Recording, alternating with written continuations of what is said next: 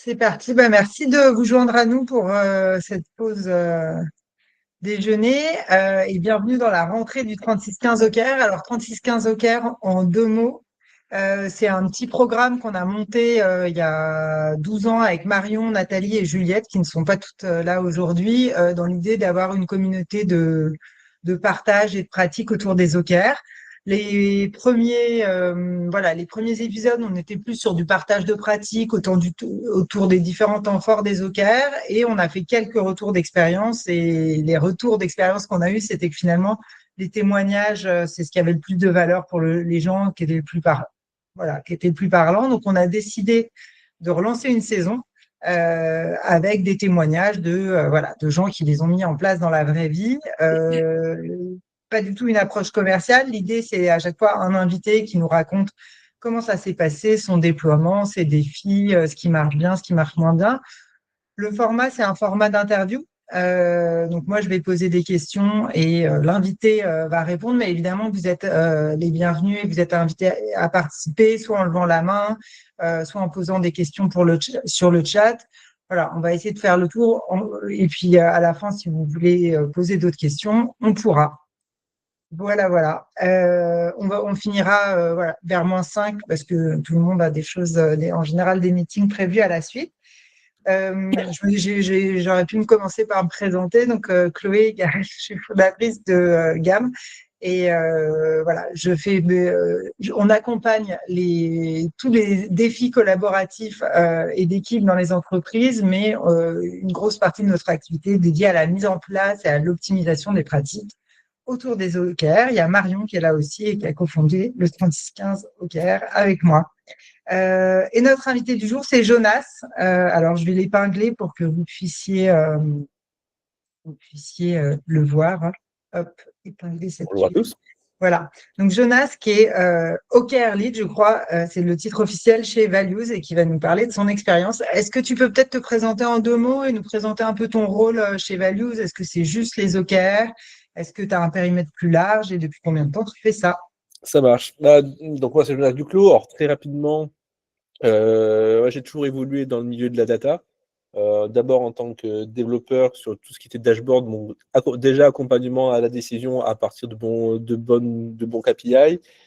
J'ai évolué vers de la chefferie de projet et du coup maintenant ça fait 4 ans que j'évolue au sein de Values. J'ai commencé en tant que Scrum Master, donc sur de l'animation, de la facilitation d'équipes et de l'animation de projets transverses. Et maintenant, donc, depuis 2 ans, je suis rattaché à l'équipe transformation et change management de l'entreprise. J'ai commencé du coup, en effet, avec le sujet donc, des OKR que j'avais découvert lors de l'Agilil où j'avais rencontré Juliette Lorenz et donc du coup j'avais découvert comme ça les OKR. Avec 2 collègues, on en avait parlé à notre codir en se disant que ça pourrait carrément avoir du sens au niveau de l'entreprise. On avait fait quelques petits POC et du coup maintenant on est sur un déploiement un peu plus massif que ce qui était jusqu'à présent. Et du coup, en effet, sur les sujets, aujourd'hui, voilà, donc, une bonne partie de ma mission est sur l'animation et la mise en place de ce programme OKR. Et un autre sujet que je porte aujourd'hui et qui va venir se compléter, on aura sûrement l'occasion d'en parler, c'est la mise en place d'un portfolio projet et de toute la gouvernance qui va se mettre autour au sein de Values. Merci pour cette introduction. Peut-être dire deux mots sur Values, votre activité, pour que les gens Alors, puissent se Values, projeter un peu. c'est une entreprise qui s'est créée au sein de l'AFM. Alors, je sais que pour être de Toulouse, quand on n'est pas du Nord, on ne connaît pas forcément ce groupe. L'AFM, c'est l'Association familiale Mullier. C'est un ensemble, un collectif d'entreprises que vous connaissez très bien, où on retrouve Decathlon, Noroto, Leroy Merlin, Auchan, Kiabi. Donc voilà, aujourd'hui, on opère pour ces entreprises. Initialement, c'était plus sur de la partie d'enrichissement de la connaissance client. Et depuis maintenant 3 ans, on a pivoté sur le marché du retail média. Donc, je veux pas, je vous laisserai faire des recherches sur cette partie-là. Mais donc voilà, il y a eu quand même un pivot d'entreprise qui a été un vrai accélérateur et qui a d'ailleurs aussi sollicité derrière la mise en place des OKR. Ok, merci pour cette introduction. Tu disais que tu avais découvert les OKR dans un Agile Tour. Qu'est-ce qui t'a motivé et qu'est-ce qui a motivé les décideurs? Parce que visiblement, c'est toi qui leur en as parlé. Le comité de direction, c'était quoi leurs attentes quand ils ont mis en place les OKR? Alors, déjà, à titre personnel, quand on avait découvert la démarche, donc c'était très rapidement, on avait participé lors du premier jour à plus une partie conférence, assez théorique, etc. Et on a eu l'occasion de participer à un atelier, un petit peu un mode serious game, comme tu m'en parlais, Chloé, au jour 2. Et il y avait à un moment ce besoin de se dire comment on va venir un peu plus ancrer les objectifs de l'entreprise et les rendre plus visibles. Et donc, nous, en tant que collaborateurs, on s'était dit, bah, nous, à notre niveau, c'est des choses qui nous intéresseraient de voir, voir évoluer au de l'entreprise, du coup, de savoir où est-ce qu'on va. Et c'est pour ça qu'on avait parlé de ça à notre codir, qui était intéressé, qui connaissait. À ce moment-là, ils nous ont dit, oui, on connaît, on se sera aperçu après coup qu'en fait, ils avaient juste connaissé le nom, mais pas beaucoup plus. On avait fait un POC sur 2 équipes. Sur 2 équipes, on avait formé les collaborateurs, on avait fait un test. Ça nous a permis d'éprouver la chose. Le fait est que si au niveau justement codir, au niveau leader d'entreprise, c'est pas mis en place, ça faisait un petit peu exercice un peu de cheval sans tête, on se fixe des objectifs, mais en fait, vu qu'on n'a pas une vision sur les objectifs d'entreprise, en fait, quand on arrive dans l'opérationnel, on s'aperçoit qu'on on n'arrive pas à faire vivre nos OKR parce qu'évidemment, ils ne sont pas alignés avec ce qu'on fait tous les jours parce il y a eu beaucoup d'impact. Donc voilà, ça s'était fait comme ça. Donc on avait un petit peu rendu nos conclusions sur cette partie-là. C'est passé 6-8 mois sans qu'on n'en entende plus parler. Et c'est grosso modo fin 2024 où il y a eu la motivation cette fois au niveau codir de se dire ok, on voudrait clairement se lancer là-dedans. Et donc les enjeux, c'était justement de se dire on est une entreprise, moi quand je suis arrivé on était 30, aujourd'hui on atteint bientôt les 300. Donc on a scalé très rapidement, tout en pivotant, ce qui fait que l'environnement était assez complexe. Et donc il y avait à un moment cette volonté de venir ancrer la stratégie et de la partager aux collaborateurs. Pour un moment, on a fixé un cap. Le fait que le bateau bouge, c'est challengeant, etc. Mais s'il bouge, mais on ne sait même pas dans quel sens il doit partir, ça devient plus rigolo.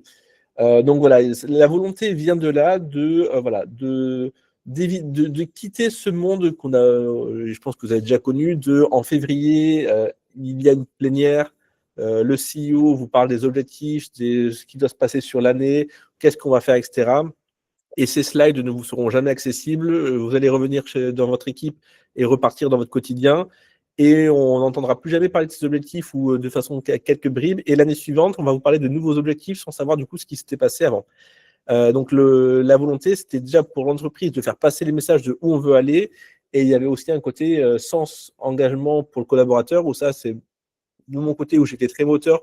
Je veux dire, si à titre personnel, je ressens le besoin de savoir, du coup, vous nous avez pas d'objectif, mais du coup, qu'est-ce qu'il en est? Je ne pense pas être le cas unique là-dedans. Et donc, du coup, il y avait ce gagnant-gagnant de l'entreprise partage mieux ses objectifs et les collaborateurs sont mis régulièrement en face et de se dire, en fait, notre cap, il n'a pas changé, on continue d'avancer. Et s'il y a de la mise à jour et que le cap doit changer, on en parle clairement.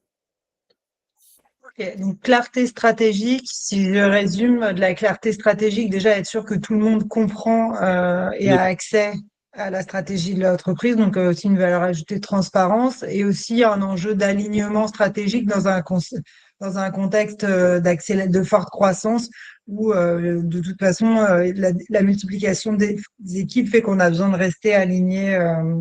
C'est complètement ça. Là, la vie à 30 et la vie à 300, c'est plus tout la même chose. Plus on grossit, plus en fait on se recentre uniquement sur son équipe en oubliant peut-être tout ce qui se passe autour.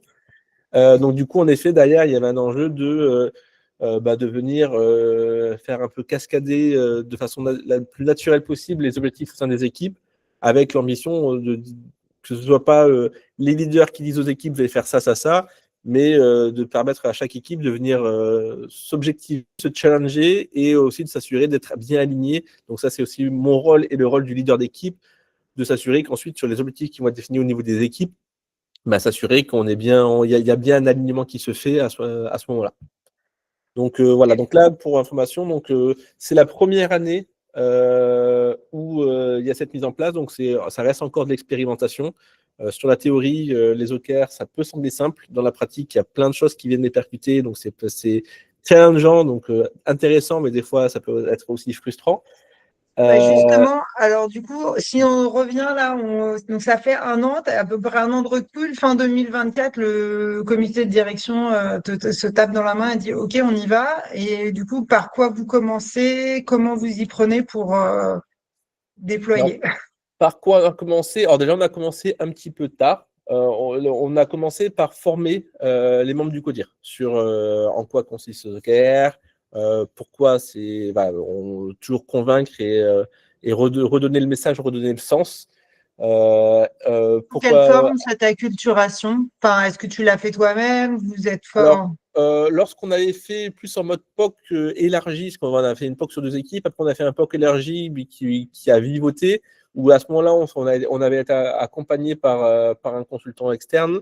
Donc du coup, bah, moi j'ai pu participer, donc j'ai pu apprendre aussi comment il animait. Sur 2025, je me suis occupé de cette partie acculturation. Donc en effet, c'est euh, redonner le sens, comment ça fonctionne, et ensuite une partie plus, on va dire, formation technique de comment on construit des OKR, comment on construit un objectif, comment on construit un KR, et donc un accompagnement, une animation de l'atelier pour faire jaillir les idées, les alignements là-dessus. Donc du coup, ça avait commencé donc la formation sur la fin d'année, les exercices en janvier-février. On pourra y revenir dessus, mais la partie création des OKR au niveau stratégique, donc au niveau entreprise, ça a été long. Ça a été long. Et après, voilà, sur la partie équipe, la partie déploiement par équipe, en gros, voilà, le même principe, formation. Donc, pour rentrer un peu dans les détails, à chaque fois, ce que j'ai fait, c'est 1 heure d'onboarding avec les équipes pour leur expliquer voilà, donc le sens des OKR, en quoi ça consiste, quels sont les rôles. Je laissais à minima 24 heures, maximum 1 semaine entre cette partie onboarding et la partie atelier. Où là, l'atelier, le premier atelier, à chaque fois, je l'ai fait sur 3 heures. 3 heures, ça peut paraître beaucoup, mais au final, ça se consomme facilement. Et j'ai amené ça en mode, c'est pas tant un exercice de on va créer des OKR, c'est avant tout un temps d'équipe. Et ce qui existe encore assez peu, trop peu, c'est de se dire, OK, on prend un moment, un temps d'équipe où on va une respiration, là où on est tous des fois la tête dans le guidon, on pédale, on ne sait pas trop dans quelle direction, mais on pédale. Là, de se dire, voilà, on prend un temps d'équipe et on va venir co-construire. Moi, je suis là pour l'animation, pour les challenger, leur poser des questions ouvertes, leur faire poser des questions. Mais ensuite, sur ce qui jaillit de leurs objectifs et des KR qui vont suivre, c'est vraiment dans les échanges qu'ils ont entre eux. Et pour le coup, tous les retours que j'ai eus à chaque fois étaient extrêmement positifs, en mode, ben, en fait, on en avait besoin, on a apprécié l'exercice, les nouveaux étaient contents parce que ça leur permet de mieux comprendre l'équipe, les anciens, ça leur permet de partager plus ces informations, donc voilà, tout le monde s'y retrouvait. Est-ce qu'il y a des questions à ce stade sur ce que Jonas a partagé, des questions que vous vous posez sur cette phase un peu de lancement avec le CODIR?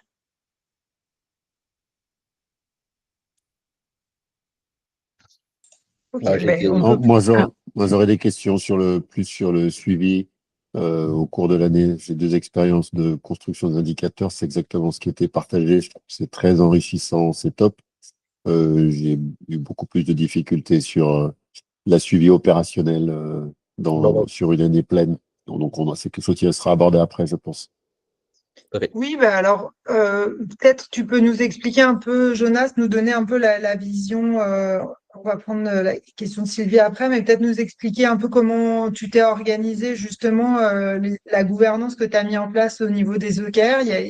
Qui, euh, combien tu as d'équipes, combien tu as de. C'est toi qui fais tout, est-ce que tu as des relais?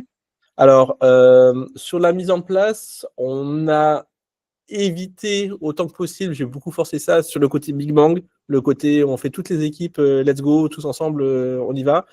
En gros, sur le premier semestre, on a fait un premier grand lot d'équipes où il y avait une dizaine d'équipes. Où ça s'est décomposé du coup en mode donc onboarding, atelier, ensuite un accompagnement, on pourra y rentrer un peu plus dans les détails sur l'accompagnement des key runners pour en gros qu'au terme de l'atelier, ce soit pas en mode je vous lâche dans la nature, vous avez écrit vos OKR, faites-les vivre. J'avais un autre point avec chaque key runner de 30 minutes pour les accompagner sur ok, je suis key runner maintenant, c'est quoi les prochaines steps, comment je prends mieux en main mon KR et comment je le fais vivre.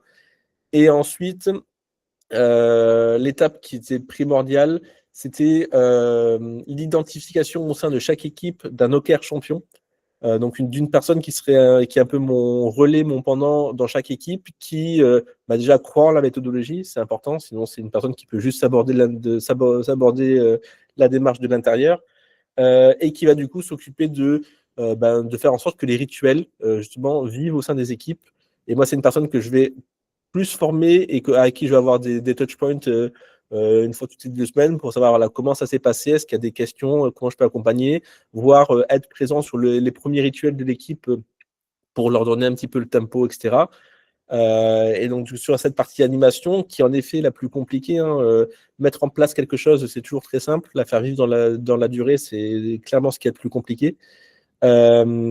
Ce que je leur préconise fortement, c'est s'ils ont un rituel une fois par semaine, de justement parler de leurs OKR une fois par semaine, de prendre les 10 premières minutes maximum en début de rituel, et du coup, à l'initiative de l'OKR champion, que j'essaye un maximum de différencier du leader d'équipe, pour que justement ce ne soit pas à chaque fois le leader qui porte et la responsabilité de la stratégie et la responsabilité des frameworks qui sont mis en place.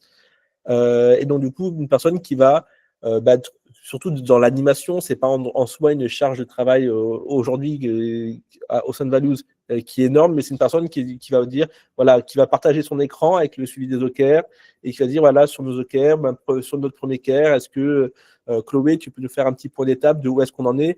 Le but, c'est pas de rentrer dans le détail, mais simplement de dire, voilà ce qui a été fait, voilà où on en est, on est à 40% de complétion. Un point qui va être important, c'est on a un petit peu une sorte de météo, un indice de confiance qui est soit bon, à risque ou off-track. Ou en gros, là, c'est en gros, voilà, si la personne, le care owner indique que son care il est météo au vert, grand soleil, on ne va pas venir lui demander pourquoi c'est un grand soleil. Par contre, à partir du moment où la météo commence à devenir capricieuse, on va peut-être prendre une de plus pour savoir ce qu'il en est. Et s'il faut aller creuser et aider, au moins on a identifié, derrière, ça va pouvoir découler sur des points hors de ce rituel. L'important, en tout cas, c'est que ce rituel dure 10 minutes maximum, parce qu'en général, il y a beaucoup d'autres sujets à aborder. Et dans les équipes où ça déborde, en fait, souvent, ça déborde parce que en fait, dans le reste du rituel, on va justement parler des sujets de façon plus opérationnelle qui vont animer les OKR. Et donc là, ils vont rentrer dans le détail. Mais en tout cas, sur la partie OKR, la partie rituelle, on est vraiment on essaie de cadrer les 10 premières minutes. Et si on fait ça régulièrement, il y a des fois, en une semaine, il ne s'est pas passé des fois des trucs de dingue. Donc, s'il ne s'est rien passé, ça a pris 10 secondes d'en parler. Mais au moins, tout le monde sait qu'il a un temps de parole qui est dédié à ce moment-là. Ok, donc aujourd'hui, tu as combien d'OKR champions? Combien tu as de relais? Alors, là, on a attaqué, donc au niveau des équipes, on est sur des cycles aujourd'hui, on a fait le choix de faire des cycles de 6 mois. Souvent, la préco qui peut être donnée au niveau des équipes, ça peut être au niveau du trimestre, mais aujourd'hui, vu que c'est une démarche et que à mettre en place avec du change et que ça nécessite aussi un peu du temps, du cerveau, sur un trimestre, vu que les choses vont très vite, ça devenait très court. Donc, pour moi, on est sur 6 mois. Donc, la première vague, les 6 premiers mois, on devait avoir entre 10 et 15 équipes. Au second semestre, là, qui a commencé entre juillet et septembre, il y a dû avoir un onboarding de 6 ou 7 équipes de plus. Donc là, on doit être environ à 60% des équipes qui sont dans la démarche. L'objectif, c'est qu'en 2026, en tout cas, on embarque quasiment 100%. On a aussi des grands sujets d'orga qui sont en train de se mettre en place.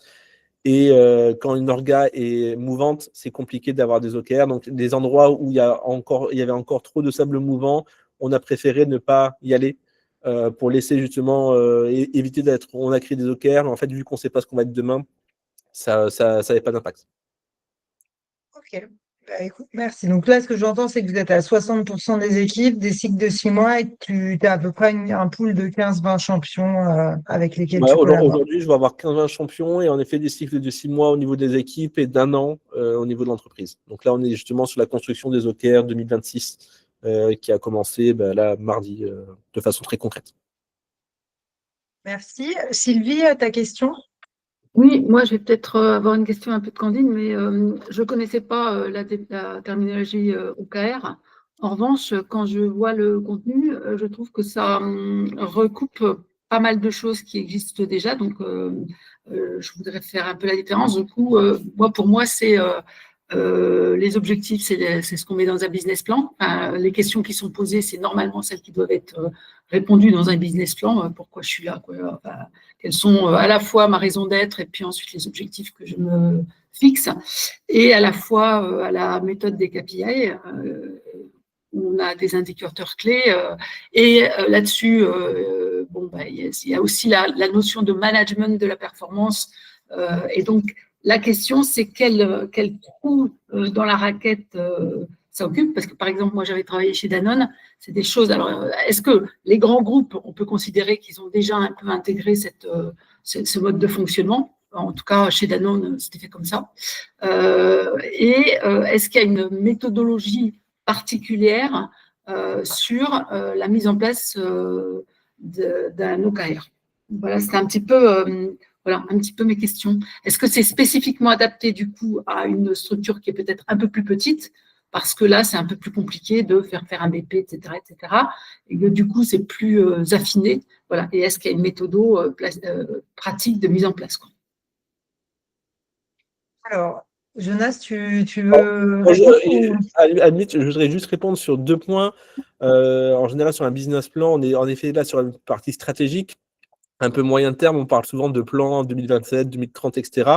Où là, on est sur un horizon, on va dire, 1 à 5 ans. Là où les OKR, justement, viennent appuyer, selon moi en tout cas, et ce qu'on se mettre en place, la stratégie de se dire, OK, maintenant qu'on a notre business plan là sur les 3 prochaines années qui est mis en place, et sur l'année, comment on va se prioriser, comment on va s'architecturer. Donc, c'est pour ça qu'on est sur des cycles de 1 an. Et pareil, sur la partie KPI, c'est des questions qui sont déjà revenues. La différence entre KPI et OKR, l'exemple que j'aime bien prendre en général, c'est celle de la voiture. Imaginons que l'entreprise est le véhicule. L'équerre, c'est des choses qu'on va vérifier en permanence, qu'on va construire et qu'on va vérifier en permanence. Donc, c'est votre niveau d'huile, c'est votre niveau d'essence. Tant que ça ne s'allume pas en rouge, vous continuez votre route. Et les OKR, c'est justement le GPS, la destination que vous voulez atteindre. Et donc, du coup, c'est quelque chose qu'on différencie, sachant que si on a un moment un KPI qui est en détresse, donc pareil, si je garde ma métaphore avec la voiture, le jour où votre indicateur d'essence s'allume en rouge, la destination importe déjà beaucoup moins. Déjà, il faut qu'on règle ce problème. Et c'est là où, du coup, les OKR sont plus sur une question de build, c'est quoi les terrains qu'on va chercher à conquérir. Là où les KPI, c'est plus une question de run, c'est des terrains qu'on a déjà conquis, et tant que ça roule, let's go, quoi. Donc voilà, juste pour la façon dont, en tout cas, nous, on appréhende la démarche aujourd'hui au sein de Values. Et si j'ai répondu complètement faux par rapport à votre vision, Marion et Chloé, j'en suis désolé. Non, c'est parfait. Rien à ajouter là-dessus. En termes de cycle, donc aujourd'hui vous êtes sur des cycles de 6 mois. Est-ce que en termes de, parce que dans l'approche OKR, voilà, il y a une notion d'itération et de cadence. Est-ce qu'avec des OKR de 6 mois, vous arrivez à aller au bout du cycle, ou est-ce qu'à la fin du cycle, soit les OKR sont plus d'actualité? Est-ce que ça vous sert justement pour reprioriser les activités, ou ces cycles aujourd'hui, les 6 mois, c'est parce que vous manquez encore un peu de pratique et que votre objectif, ça serait de resserrer ces cycles? Alors, les 6 mois, c'est en effet aussi un choix par manque de pratique. Et déjà, voilà, c'est un framework qui nécessite de l'accompagnement au change, là où des équipes sont déjà très chargées. Donc, c'est pour ça aussi on n'a pas voulu aller sur des cycles très courts, parce que l'exercice de création des OKR prend évidemment du temps et de bien s'aligner. Donc aujourd'hui, voilà, on est sur cette partie 6 mois. Et alors, la première partie de cette question, excuse-moi, est-ce que tu me l'as répétée? Est-ce que je l'ai… Est-ce que justement le fait d'être sur 6 mois, quand on fixe des OKR à 6 mois, il y a quand même des chances pour que les priorités stratégiques des équipes aient changé. Alors oui, Est-ce que vous les aujourd'hui, actualisez alors, en cours de cycle? il peut y avoir des actualisations. Après, là, le fait est qu'on est quand même dans une démarche encore d'expérimentation. Ce n'est que au niveau des équipes, deuxième cycle. On voit déjà la différence entre la façon dont ils ont été construits entre le premier et le deuxième cycle, parce qu'on apprend, on apprend de nos erreurs, on voit, selon les équipes en plus, c'est différent, ce qui marche pas, etc. Donc il y a des CARE sur lors du premier cycle qui n'ont jamais bougé, soit parce que au niveau, voilà, je ne vais pas le cacher, dans certaines équipes, ça a extrêmement bien pris. Dans d'autres équipes, c'était beaucoup plus compliqué. Donc, du coup, à la fin du cycle, l'écart avait relativement un peu avancé. Donc, à chaque fois, là, il y a cette partie retour d'expérience de OK, ça n'a pas marché parce que c'est au niveau de la démarche. Il y a eu des fois où c'était le cas. Donc, du coup, l'objectif, c'était de réexpliquer le contexte et d'essayer de comprendre qu'est-ce qui a fait que ça n'a pas marché, de comprendre les raisons. Le but, c'est pas d'y aller en mode brute force, en mode il faut faire ça et puis c'est tout. Mais il y a quand même une volonté d'entreprise que tout le monde se mette sur ce fonctionnement. Donc voilà, on accompagne là-dessus, on essaie de comprendre les enjeux. Et il y a des fois où c'est sur des CARE, en fait, là, en effet, c'était plus prioritaire, donc ils ont changé. Ou alors, c'était très, on s'est perçu que c'était très compliqué à mesurer. Donc, on a aussi appris entre guillemets, ces erreurs. Il y a eu des ajustements en cours de route, mais il y avait un exercice intéressant à faire qui a eu lieu en juin, de se dire, OK, quand ça n'a pas bougé, pourquoi ça n'a pas bougé, et lors du deuxième exercice d'écriture par les équipes, on a senti quand même une évolution. Et voilà, dans la démarche OKR, en fait, pour que ça porte ses fruits, il faut plusieurs cycles, il n'y a pas de secret. Donc, c'est ce que je disais, il faut tenir dans la durée. Et c'est là où, du coup, il y a un besoin vraiment de sponsorship de la direction. Il ne faut pas être en mode, si au bout d'un an, ça n'a pas porté ses fruits, on arrête, quoi. C'est justement, pour apprendre à courir, il faut savoir marcher. Donc là, nous, aujourd'hui, on est dans une étape de on apprend encore à marcher. Adèle, tu as une question? Oui, merci. Je voulais savoir, qu'est-ce qui a convaincu le CODIR de mettre en place les OKR? Enfin, selon toi, quels sont les arguments qui ont été les plus entendus? Et derrière ma question, c'est parce que là, je vois pas mal de boîtes qu'on accompagne et qui sont en démarrage et qui sont principalement en lien avec des financeurs, des investisseurs. Est-ce que finalement, les OKR, c'est un super outil pour aller parler derrière aux investisseurs ou à la maison mère, etc. Alors, pour la première question, on en parlait en tout début, c'est cette volonté de, à un moment, mieux ancrer les objectifs pour mieux les partager, et au niveau collaborateur, pour un moment s'assurer, voir que en fait, ça change pas tous les mois, et du coup, on arrive à s'inscrire à la durée. Et donc, c'est aussi aller chercher de l'engagement là-dessus. Un exercice que je l'avais fait. J'aime bien être des fois poser des questions volontairement un peu provocantes pour faire réagir. Je les avais engagés à aller voir certains collaborateurs, et ou en tout cas ou même ne serait-ce que leur lieutenant, donc leur manager, voilà, dans la hiérarchie, se dire, voilà, est-ce que vous pouvez leur demander c'était quoi les 4 grands objectifs qui avaient été cités lors de la plénière. Bon, l'exercice, il porte très rapidement ses fruits. C'est qu'en fait, certains ont peut-être mémorisé un, peut-être deux. Beaucoup n'ont pas oublié, n'ont pas, parce qu'en fait, lors d'une plénière, c'est voilà, on écoute, etc. Même si on est très attentif. Après, quand on revient dans notre day-to-day, on a vite fait de s'y perdre. Donc, il y avait vraiment aussi cet enjeu de se dire, mais en fait, là, on avait besoin, surtout avec le scale qu'on a eu, de venir s'ancrer et de s'assurer qu'on ne perd pas des équipes en cours de route, parce que si on donne pas la direction, chacun peut aller dans celle qu'il veut, donc il y avait vraiment cette volonté de s'assurer que les messages sont bien passés. Et ensuite, c'est peut-être ce qui arrivait dans un second temps, derrière, d'aller provoquer un alignement des équipes pour se dire, maintenant qu'on a donné une direction claire, aidez-nous à y aller. Et c'est vous les experts de vos équipes. Donc, aidez-nous à contribuer et expliquez-nous comment vous allez pouvoir rentrer dans la démarche. Si je peux peut-être compléter la réponse de Jonas, parce que là, on est quand même sur un cas de déploiement d'une entreprise qui a, voilà, qui a un certain historique, déjà des années de vol. C'est sûr que pour des entreprises qui sont plus early stage, ou en tout cas qui sont en recherche de levée de fonds, c'est une façon auprès voilà, des venture capital de démontrer une certaine maturité dans sa capacité à structurer sa feuille de route et à prioriser. Ça permet aussi, au-delà de souvent quand les gens ils vont chercher des fonds, ça repose beaucoup sur voilà la sexiness, on va dire, du projet, la personnalité du ou des fondateurs. Et là, ça permet d'objectiver et de recentrer les conversations autour de la validation ou non d'hypothèses business qu'on aurait été validée ou invalidée, mais au moins dans une temporalité déterminée. Ça permet aussi de rendre compte d'indicateurs voilà, qui sont pas, où c'est pas on montre les chiffres qu'on a envie de vous montrer, on suit des indicateurs dans le temps.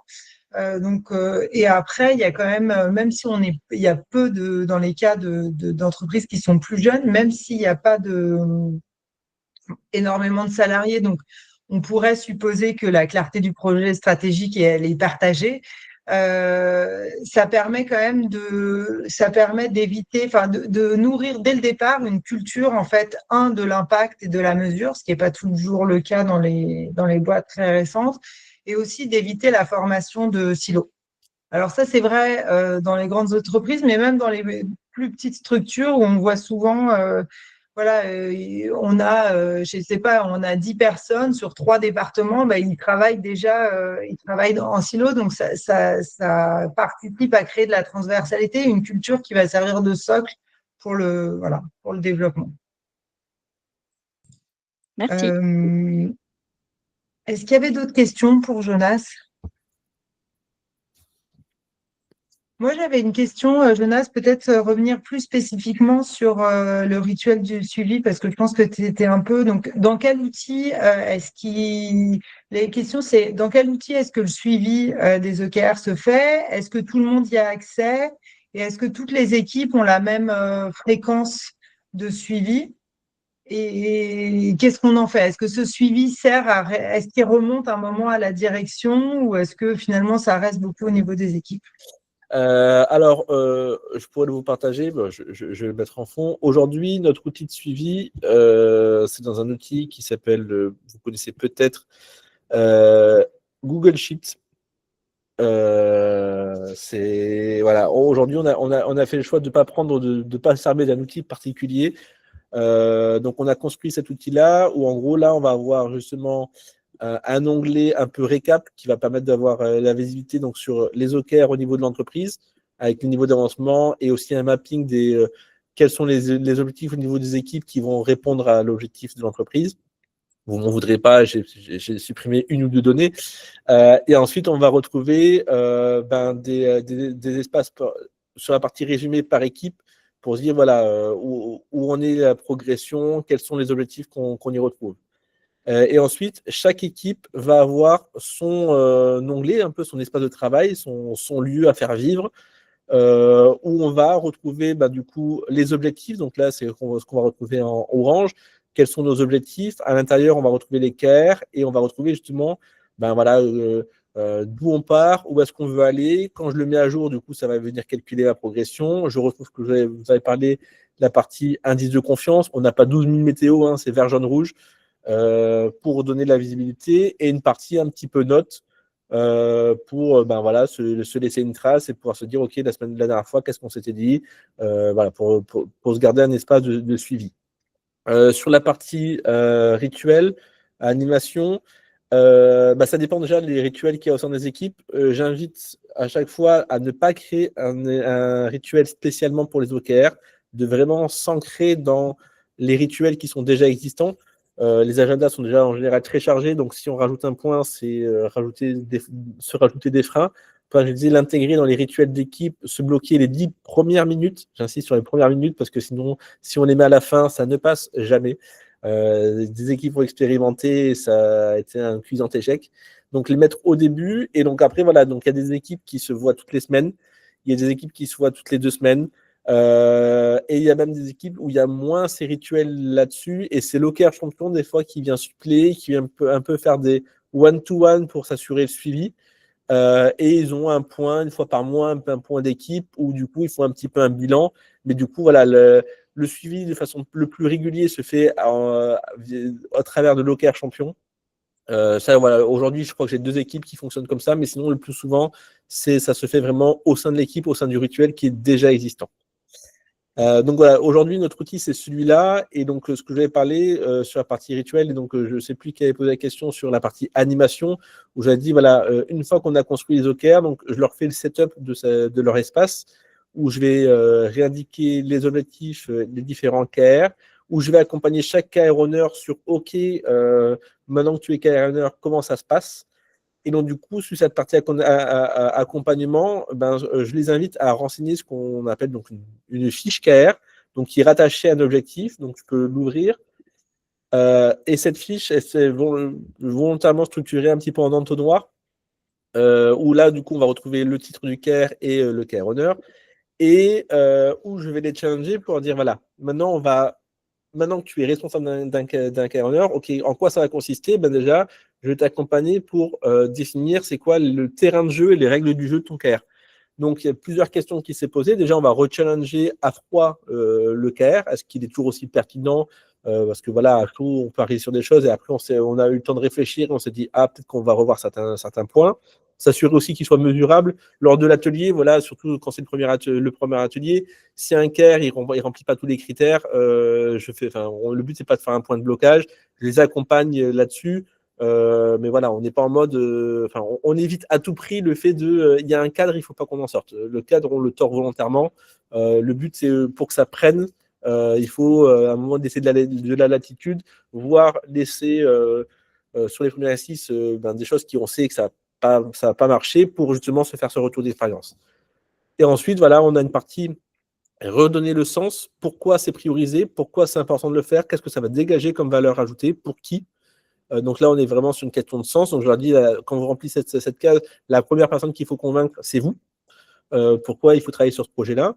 La définition des termes du KR, parce que trop souvent, autour d'une table, quand on se dit, ben voilà, on va augmenter la productivité de je ne sais pas quoi, on se dit, OK, ouais, c'est une super idée. Ensuite, quand on parle quand chacun repart chez soi, ben, tout le monde avait une définition différente de c'est quoi la productivité pour un atelier. Donc, du coup, là, le but, c'est de se dire, OK, il y a des termes en KR, on parle de productivité ou il faut améliorer X dashboard. OK, mais concrètement, de quoi on parle? Donc, il y a un enjeu d'alignement déjà au sein de l'équipe, de se dire, on s'assure que le terrain de jeu, il est le même pour tout le monde, qu'on parle bien le même langage. Et ça peut paraître bête, mais vous allez avoir des surprises quand vous allez mettre en place pour vous apercevoir qu'en fait, au sein d'une même équipe, ça ne parle pas toujours la même langue. On a une partie périmètre qui consiste à dire, ben voilà, une partie périmètre humain, c'est-à-dire si je devais faire un kick-off de mon projet, qui est-ce que je dois avoir autour de la table, avec qui je vais devoir collaborer, orchestrer pour qu'un KR ait le plus de chances d'aboutir. Et une partie un peu de scope, de périmètre en termes de scope, de se dire qu'est-ce que je vais prendre en compte, qu'est-ce qui rentre dans mon terrain de jeu, et surtout qu'est-ce qui n'y rentre pas. C'est-à-dire, il y a des choses sur lesquelles on ne va pas se challenger.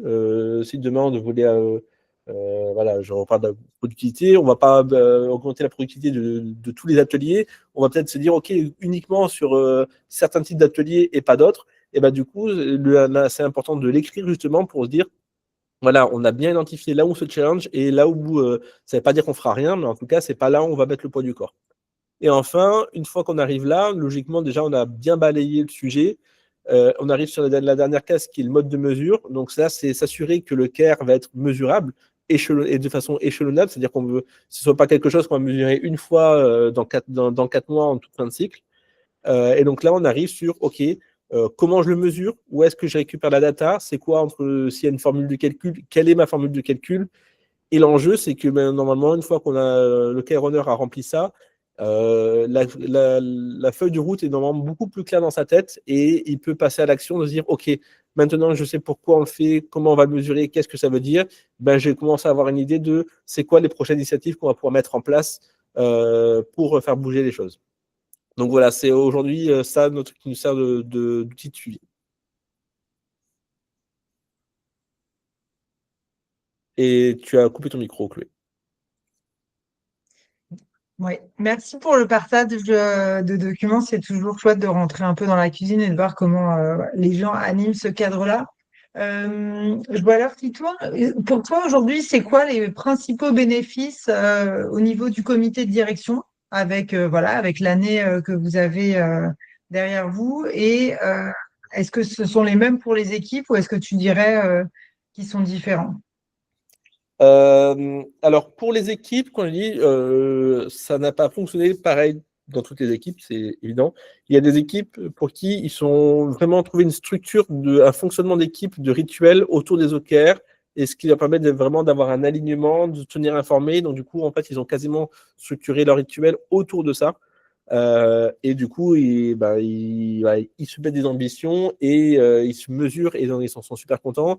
D'autres équipes dans lesquelles je dis c'est un peu plus laborieux, plus sur la démarche, et souvent la question du temps. Ça prend du temps, etc. Donc c'est là où il y a des verrous mentaux à aller chercher c'est pas tant que ça prend du temps. Oui, ça prend du temps de définir des ambitions. Pour autant, si on ne prend pas ce temps-là, ça rend les choses plus compliquées. Et est-ce que tu dirais, alors là j'entends que ça, on va dire, ça cadre le suivi opérationnel des équipes. Est-ce que tu dirais aussi qu'en termes d'alignement, ça a un impact sur les équipes et en termes de priorisation, est-ce que ça leur permet de prioriser leurs activités ou aujourd'hui on est encore plus sur de l'ordre du suivi opérationnel? Alors, l'alignement au sein d'une équipe, clairement, oui. Par contre, l'alignement entre toutes les équipes, on a encore pour le moment dans des OKR qui sont encore un peu silotés. Comme je dis, on apprend à marcher et on s'aperçoit qu'il y a des choses sur lesquelles on va devoir renforcer. Et sur le sujet de la priorisation, en gros, aujourd'hui, on avait un gros sujet, donc c'est lié au second chantier que je porte autour du portfolio pour être capable de prioriser, il faut en effet déjà avoir la direction et il faut avoir la capacité de le faire. Et de se dire, OK, à un moment, quand le vase il est plein et qu'il déborde, quels sont les critères qui font qu'on va être capable de dire on priorise ça par rapport à autre chose, et surtout qu'on ait de la visibilité sur tout ce qui existe et tout ce qui consomme aujourd'hui du temps au sein des équipes.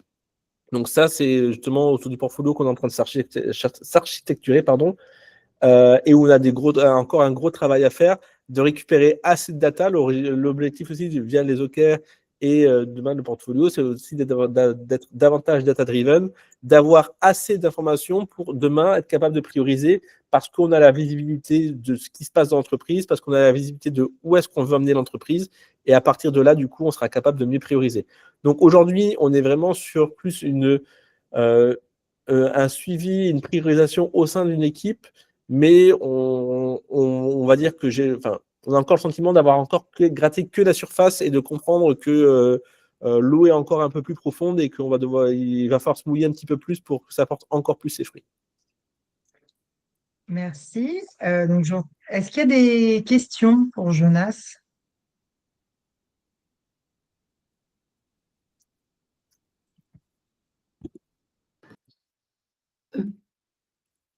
N'hésitez pas. Ah oui, Sylvia, allez-y.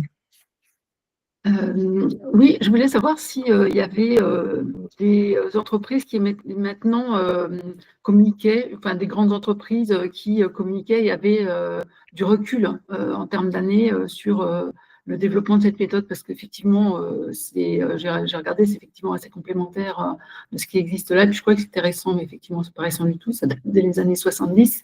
Mais ce que je voyais surtout, c'est un travail qui est énorme pour la mise en place. Et après, c'est un peu comme une assurance qualité, quoi. C'est un travail énorme pour mise en place, c'est un travail énorme ensuite pour le suivi.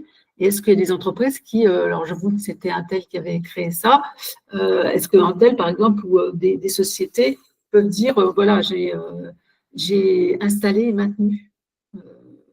Alors, pour votre entreprise, on dira ça dans 5 ans. J'espère que j'aurai l'exemple qu'il me faut, mais Voilà, qu'est-ce qui permet de s'accrocher et de dire oui, c'est sûr qu'il ne faut pas abandonner au cours de la première année. Hein, c'est comme l'international, c'est un investissement qu'il faut au moins poursuivre 3-4 ans. La Voilà. méthode, elle a été développée dans les années 70, effectivement, par Intel. Après, elle a véritablement explosé une fois que John Il y a une Doerr vingtaine d'années. l'a pris, l'a amené en tant qu'investisseur chez Google et que Larry Page s'est mis à faire de la pub pour les OKR. Le bouquin de John Doerr, il date de 2006-2007, si ma mémoire est bonne. Donc, ça fait finalement... Ça fait une quinzaine d'années que ça a explosé et peut-être 8-10 ans en France. Donc, il y a il commence à y avoir des entreprises qui ont du recul. C'est sûr que quand c'est un mode, c'est fait de façon native, c'est-à-dire pour les. C'est mis en place et aujourd'hui, on en voit beaucoup puisque dans l'univers de la création d'entreprises, start-up, scale-up, c'est des modèles qui sont plutôt appréciés et qui sont mis en place dès le départ. Donc l'effort, il est quand même moindre en termes de culture, en termes de rituels, parce que c'est natif et que souvent ça va bien aussi avec à la fois et les enjeux et les cultures d'entreprise pour des scale-up. Donc plus on part de loin en termes de culture, plus la boîte est grosse, plus il y a déjà d'autres façons de faire qui sont installées et plus ça va être difficile. Et voilà, et c'est pour ça qu'il faut, comme l'expliquait Jonas, l'adapter, le séquencer. Parfois, là, ce qui est intéressant dans le témoignage de Jonas, c'est que ce que j'entends en tout cas, c'est que les bénéfices sont peut-être plus visibles pour les équipes que pour le comité de direction. Donc ça, c'est intéressant. Les bénéfices, ils s'expriment pas toujours au même endroit, de la même façon, pas toujours là où on les attend. Mais c'est sûr que ce que les gens parfois peuvent mettre du temps souvent, comme beaucoup de méthodes, les gens pensent que ça va être une baguette magique et que c'est un miracle et qu'il faut il faut du temps, donc il faut un sponsoring, il faut des gens patients, il faut la direction accepte qu'il y ait des gens comme Jonas qui mais justement, je trouve que c'est super que ce soit quelqu'un qui ne soit pas de la direction, enfin que ce ne soit pas la direction qui l'ait fait, mais que ce soit venu de l'intérieur et que tu aies réussi à développer ce projet. Je trouve ça génial, quoi. À la fois par rapport à toi et par rapport à un comité de direction. Avoir une ressource comme toi dans l'équipe, c'est précieux, quoi. En effet, c'était le vrai moteur. Après, la difficulté, les bénéfices, ils sont quand même un peu perçus encore trop peu, mais quand même au niveau du CODIR, parce qu'on est en train de refaire l'exercice. Et là, on est en train on a grandi, on a des pieds à l'international, et il y a une volonté de venir aussi se déployer pour accrocher les personnes dans le pays, pour les faire participer, que ce soit pas juste une antenne au loin qui vit sa propre vie. C'est aussi un moyen de raccrocher et de participer à l'entreprise de façon active et de le voir. Mais aujourd'hui, on a encore beaucoup de bénéfices à aller chercher au niveau du CODIR parce que, on peut en parler, le sponsorship est essentiel. Et aujourd'hui, on a, si je vais traiter de points qui font que ça a été on a eu des complexités, c'est que il faut que le leader soit exemplaire là-dessus. Et aujourd'hui, dans la façon de faire vivre les OKR au niveau de l'entreprise, au niveau du CODIR, ça a été souvent un peu compliqué et ça a des fois un petit peu été coupé en mode on n'a pas trop de temps, on en parlera peut-être la prochaine fois. Donc ça, c'est des choses sur lesquelles on essaie de se renforcer. Le CODIR en a conscience, donc c'est déjà une bonne chose. Mais voilà, on a un enjeu là-dessus. Et après, pareil, en retour d'expérience, donc c'était là, on commence seulement le deuxième cycle, mais lors du premier cycle, dans les OKR qui ont été créés, le souci, c'était qu'ils n'étaient pas priorisants. En fait, c'était des OKR où au final, un peu tout pouvait se raccrocher à un OKR. Du coup, pour les équipes qui avaient plus besoin de se prioriser, ils étaient en mode, en fait, ça ne nous aide pas tant que ça. Et donc là, on essaie de se challenger à avoir un peu plus un parti pris, mais c'est toujours un sujet qui est très compliqué. C'est que si vous créez des OKR, c'est un outil très puissant aussi de communication et d'engagement. Et donc, du coup, si des équipes sont en mode, en fait, on n'arrive pas à percevoir notre raccordement à un OKR, l'impact peut être inverse en mode démotivation parce que du coup, on se dit, mais en fait, on ne contribue pas à l'entreprise. Alors que les OKR sont une priorité, ça ne veut pas dire que tout le reste, c'est des bons achetés. Ce qui est souvent, c'est que les OKR, sur la partie build, ça va peut-être driver 60, 70%, mais il y a quand même 30-40% qui sont de la richesse créée par l'entreprise, qui doivent exister et qui ne sont pas forcément liés aux OKR. Donc, c'est quelque chose où on sait qu'on va devoir clairement s'améliorer sur le fait de le faire vivre au niveau au plus haut et derrière, et on est en train de s'arrêter là-dessus, être mieux capable de prioriser. Merci. Est-ce qu'il y avait d'autres questions?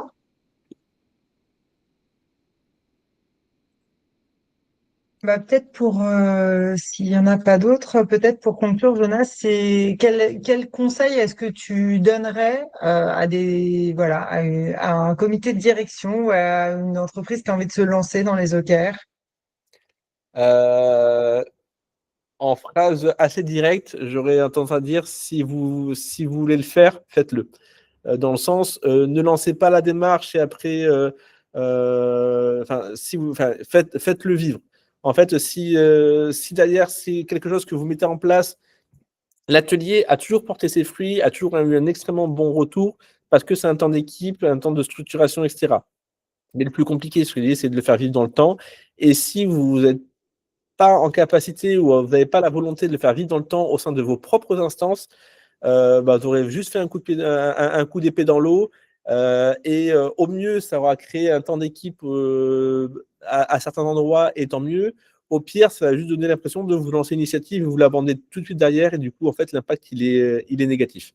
Donc, c'est vraiment cette question de sponsorship qui est vraiment essentielle. C'est une démarche de change et de transformation importante au sein d'une entreprise. Donc, il faut la porter, il faut l'assumer et il faut, entre guillemets, la marteler. C'est-à-dire que nous, aujourd'hui, on a on appelle des monthly, donc le CEO ou en tout cas la direction, une fois par mois, on a 1 heure au sein de l'équipe. À chaque fois, je me rapproche d'eux pour qu'à chaque fois, à chaque monthly, on parle des OKR, même si c'est pas longtemps, même si c'est sur un objectif. Mais il faut prendre cette habitude. En fait, c'est une hygiène. Et la répétition fixe la notion. Et en fait, si vous le faites 2 fois et que vous abandonnez, c'est pas la peine.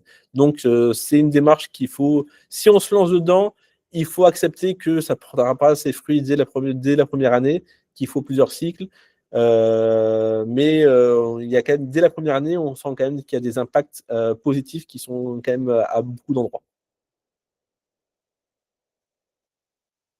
Merci Jonas, mais je rejoins. Je pense que souvent l'analogie que j'aime bien et que j'avais entendue une fois, c'était que mettre en place les OKR, c'était vraiment changer l'operating system de sa boîte. C'est que ça vient effectivement toucher la façon sur ce sur quoi le CEO communique chaque mois pour partager l'avancée, la façon de penser impact. Donc c'est forcément engageant et l'idée c'est d'y aller à son rythme, mais d'y aller de façon persévérante, comme Jonas le fait.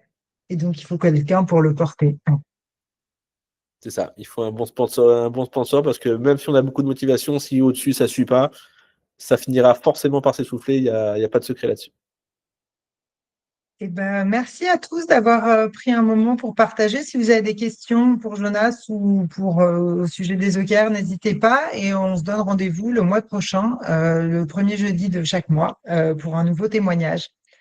Merci beaucoup. Merci à tous. Merci. Merci beaucoup. Bonne journée. Merci.